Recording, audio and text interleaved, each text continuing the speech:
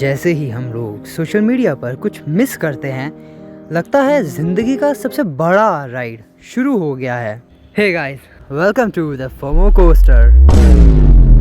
अगर आप बंदी बनाने का सोच रहे हैं क्योंकि आपको वो जनरली पसंद है, तो ये लव एरिया हो सकता है। लेकिन अगर आप बंदी बना रहे हो इसीलिए क्योंकि आपके दोस्त मिंगल हैं और आप सिर्फ और सिर्फ आपके ग्रुप में अकेले ऐसे प्राणी हो जिसकी बंदी नहीं है, और वो इकलौती ऐसी प्राणी है जो आपको भाव देती है, तो यही तो फोमो कहलाता है। क्योंकि इन चीजों के पीछे आपने इस बात पे तो ध्यान ही नहीं दिया कि क्या आप दोनों की वाइब मिलती है। कभी सवाल नहीं पूछा कि क्या आपका रिलेशन लॉन्ग टर्म तक चल पाएगा।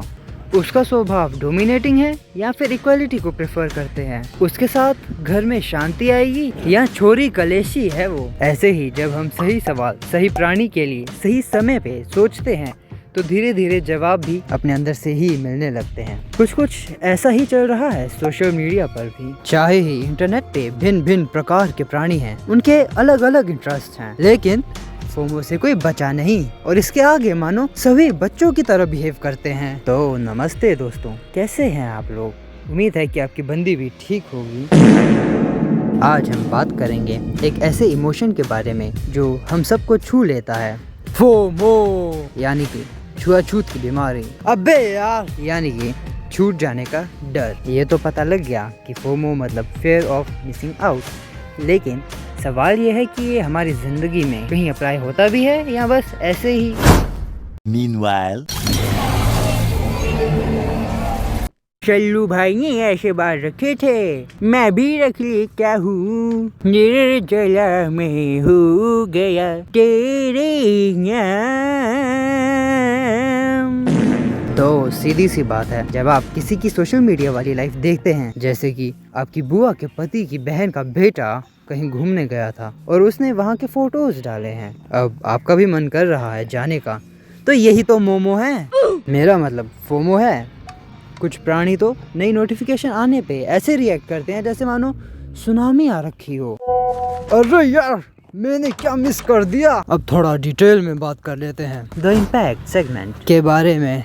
इफेक्ट ऑन रिलेशनशिप, ये आपको सोशल इवेंट्स में जाने पे मजबूर करता है, रिश्ते मजबूत करता है और एक यूनिटी वाली वाइब दिलाता है। और वहीं अगर ज्यादा कमिटमेंट्स कर ली तो स्ट्रेस या एंजाइटी भी दे सकता है, यहाँ तक कि डिप्रेशन में भी भेज सकता है और रिश्तों से एक्सपेक्टेशंस भी हद से ज्यादा बढ़ जाती हैं। इफेक्ट ऑन डिसीजन मेकिंग, ये एक प्राणी को नई अपॉर्चुनिटीज एक्सप्लोर करने के लिए धकेलता है, चाहे वो मौका नौकरी का हो या छोकरी का। नए अनुभव द एक्सपीरियंसेस भी देता है। और वही सबसे गलत फैसले भी इसके चक्कर में ही लिए जाते हैं, क्योंकि इसके चक्कर में दिमाग कभी कभी सो जाता है और भूल जाता है कि आप असल में क्या करना चाहते थे और अब क्या कर रहे हो। Effect on productivity and focus, ये आपको प्रेजेंट सिचुएशन से अवेयर रखता है, नई चीजें सीखने के लिए एनकरेज करता है और इसी के कारण आप पहले से बेहतर बनने की अपॉर्चुनिटी ढूंढते हो। और वही ये आपको डिस्ट्रैक्ट भी कर सकता है। लगातार नोटिफिकेशंस का आना, सोशल मीडिया चलाना आपकी फोकस और प्रोडक्टिविटी को डाउन भी ले जा सकता है।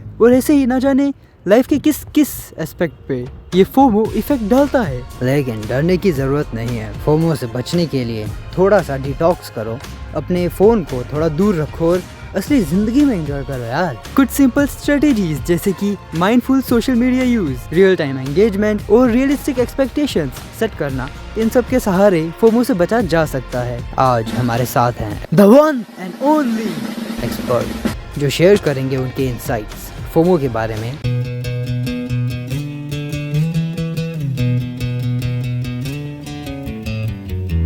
मैं ना बचपन से ही बड़ा एक्टिव रहा हूँ और अपने दोस्तों के साथ साथ न जाने में कहां गया। जब एक को एस्ट्रोनॉट बनना था, मैं भी उसके पीछे चल पड़ा। जब दूसरे को प्लम्बर बनना था, मैं भी प्लम्बर बन गया।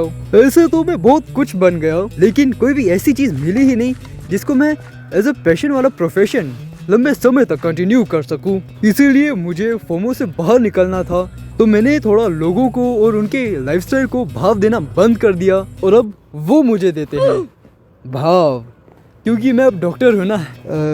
जी धन्यवाद आपका समय निकालने के लिए।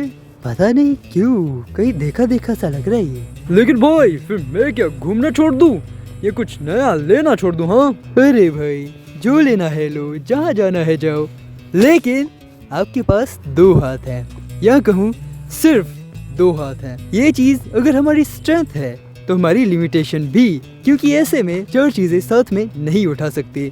अगर टाइम, मनी मैनेजमेंट और ग्रोथ उठाना चाहते हो तो कंफर्ट और आलस त्यागना पड़ेगा। ये तो सिर्फ एग्जांपल के तौर पे बोल रहा हूँ, लेकिन मेन बात ये है कि आपके पास टाइम लिमिटेड है, कहाँ लगाना है कहाँ नहीं, आपकी मर्जी। फोमो की अगर बुरी साइड है तो अच्छी भी। फर्क इससे पड़ता है कि आप इसमें किस तरह इंडल्ज हो। क्या आप इसको खुद को बेहतर बनाने के लिए इस्तेमाल कर रहे हो या बदतर, निर्भर करता है आपके तरीके पर। ऑन दैट नोट इस वीडियो को करते हैं यहीं ख़त्म।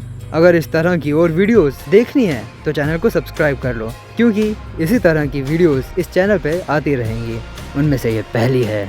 और नेक्स्ट वीडियो के लिए अगर कोई सजेशन देना हो तो कमेंट सेक्शन किस लिए यार, दे दो। जस्ट सब्र।